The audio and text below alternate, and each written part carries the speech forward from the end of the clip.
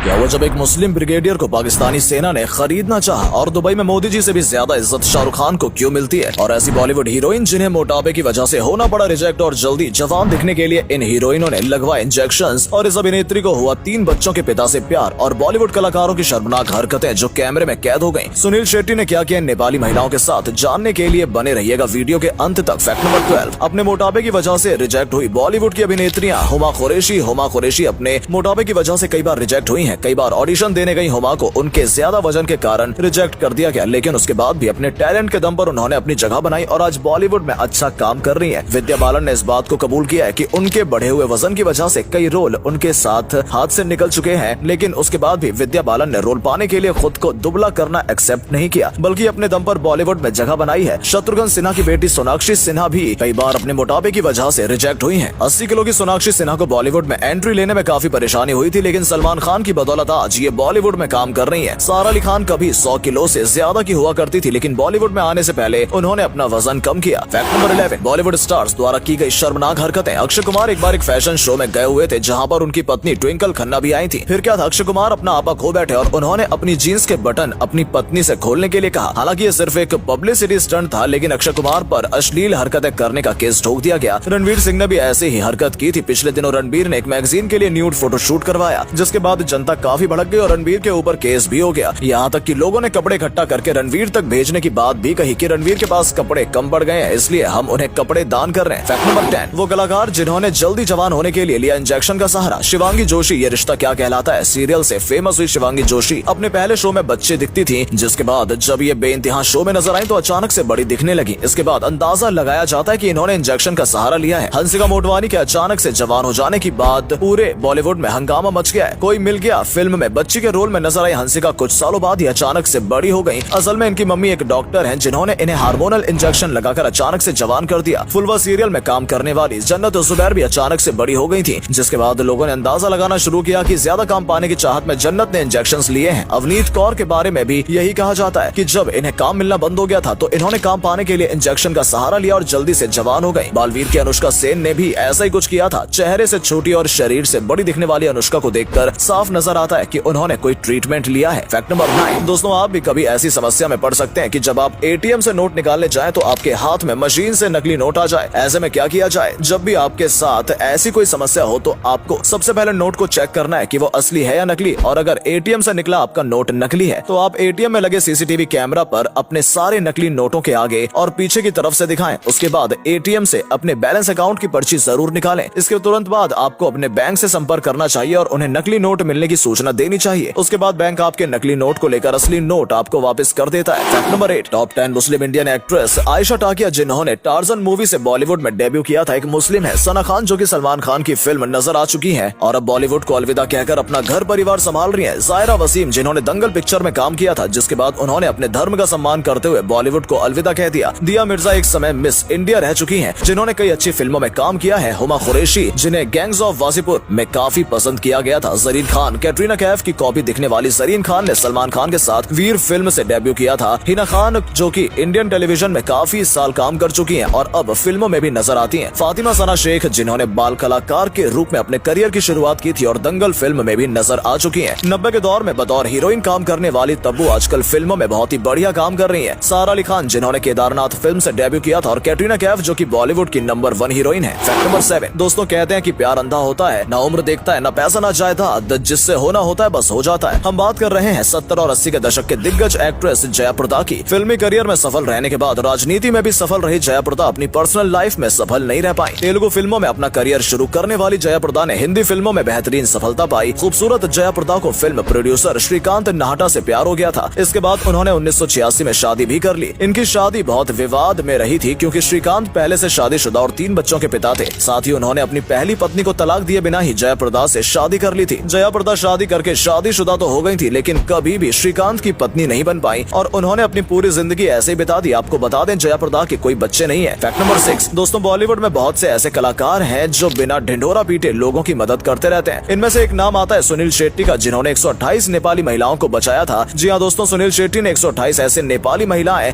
जिनके पास भारतीय नागरिकता नहीं थी, उन्हें भारत में गलत काम करने से बचाया था। इन महिलाओं को धोखे से यहाँ लाकर गलत धंधे में ढकेल दिया गया था। इसके बाद सुनील शेट्टी ने इन सभी महिलाओं की मदद की, क्योंकि नेपाली सरकार ने इन महिलाओं को वापस लाने से मना कर दिया था। ऐसे में सुनील शेट्टी ने विशेष उड़ान के जरिए महिलाओं को इनके देश पहुंचाया और उनकी जान बचाई। इस बात का खुलासा इन्हीं में से एक महिला ने कुछ समय पहले किया था। फैक्ट नंबर 5, दुबई में शाहरुख खान की इज्जत मोदी जी से भी ज्यादा की जाती है। दुबई में शाहरुख खान के किसी भी जगह जा सकते हैं, किसी भी 5 स्टार होटल में रह सकते हैं और कहीं भी घूम सकते हैं, जिसके लिए शाहरुख खान को कोई नहीं रोक सकता। ऐसा इसलिए है क्योंकि शाहरुख खान दुबई के ब्रांड एम्बेसडर हैं, जिसकी वजह से शाहरुख खान का दुबई में रहना, खाना पीना, घूमना फिरना, आना जाना सब कुछ फ्री रहता है। जब भी शाहरुख खान दुबई जाते हैं, दुबई की सरकार शाहरुख खान को सर आंखों पर बैठाकर रखती है। शाहरुख खान का रुतबा दुबई में अलग ही है। जब वो 55 साल के हुए थे तब उनका जन्मदिन बुर्ज खलीफा की LED पर सेलिब्रेट किया गया था। ऐसा दुनिया के पहले किसी इंसान के लिए किया गया था। फैक्ट नंबर 4, जानते हैं बिग बॉस की 5 विदेशी कंटेस्टेंट के बारे में। Nora Fatehi. Nora big boss में नजर आई थी और नोरा एक कैनेडियन एक्ट्रेस, मॉडल और डांसर है। बिग बॉस सीजन 9 में नोरा को देखा गया था। अगला नंबर पर है सनी लियोन, जो कि एक कैनेडियन अमेरिकन मॉडल और एक्ट्रेस है। बिग बॉस 5 में सनी को देखा गया था और लोगों ने पसंद भी किया था। मंदाना करीमी, ये एक अफगानी एक्ट्रेस और मॉडल है। ये बिग बॉस सीजन 9 में नजर आई थी, जो सेकंड रनर अप रही थी। दूसरे नंबर पर एली अवराम, जो कि स्वीडिश ग्रीक एक्ट्रेस है। एली बिग बॉस सीजन 7 में नजर आई थी। पामेल एंडरसन एक कैनेडियन अमेरिकन मॉडल और एक्ट्रेस है। ये बिग बॉस 4 में नजर आई थी, जिन्होंने सिर्फ 3 दिन के लिए 2.5 करोड़ रुपए लिए थे। फैक्ट नंबर 3, हनुमान जी को बहुत से देवताओं से वरदान प्राप्त है। यही वजह है कि हनुमान जी और भी ज्यादा शक्तिशाली हो जाते हैं। हनुमान जी को सूर्यदेव ने अपना 100वां अंश दिया था, इसलिए हनुमान जी तेज की तरह चमकते रहते हैं। यमराज ने हनुमान जी को वरदान दिया था कि उन्हें कभी भी यमराज का शिकार नहीं होना पड़ेगा, इसलिए कहा जाता है कि हनुमान जी आज भी इस धरती पर मौजूद हैं। कुबेर ने हनुमान जी को वरदान दिया था कि उन्हें कभी भी कोई भी युद्ध में परास्त नहीं कर पाएगा। शिव जी ने हनुमान जी को वरदान दिया था कि उन्हें कोई भी किसी भी अस्त्र से मार नहीं पाएगा। इंद्र जी ने उन्हें वरदान दिया था कि उनके वज्र से हनुमान जी पर कोई असर नहीं होगा। ब्रह्मा जी ने हनुमान जी को दीर्घायु होने का वरदान दिया है और वो अपनी इच्छा अनुसार कोई भी रूप धारण कर सकते हैं। और अगले फैक्ट पर जाने से पहले इस फोटो को ध्यान से देखिए और बताइए आपको किसका फोटो दिखाई दे रहा है। इससे पता लगेगा आपका दिमाग और आपकी आंखें कितनी तेज है। आपको मिलते हैं 5 सेकेंड।